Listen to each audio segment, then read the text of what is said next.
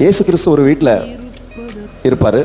திரளான ஜனக்கூட்டம் வெளியே நின்று இயேசு கிறிஸ்துவை பார்க்கறதுக்கு, அவரிடத்துல இந்த அற்புதங்களை பெற்றுக்கொள்றதுக்கு ஆசையாக இருப்பாங்க.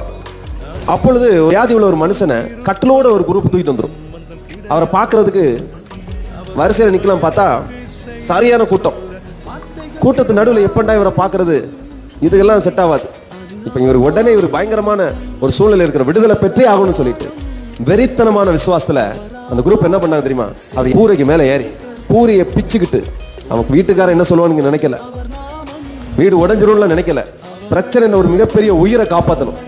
உடனே என்ன பண்ணாங்க? இயேசு விட்ட போன ஒரு தீர்வு உண்டுன்னு தெரியும். என்ன பண்ணாங்கன்னா, கூரையை பிச்சுக்கிட்டு கட்டிலோடு அந்த மனுஷனை கீழே இறக்குனாங்க. ஏசப்பா பார்த்து வேந்தே போயிட்டாரு, என்னைய அவனுக்கு அநியாயத்துக்கு இவ்வளவு பயங்கரமான விசுவாசிகளா இருக்காங்க. அந்த மாதிரி எப்படியாகிலும் நம்ம கூரையெல்லாம் முக்கியம் இல்லை, ஆண்டவரத்துல போய் என்ன செய்யணும், விஷயத்த சொல்லணும்னு சொல்லிட்டு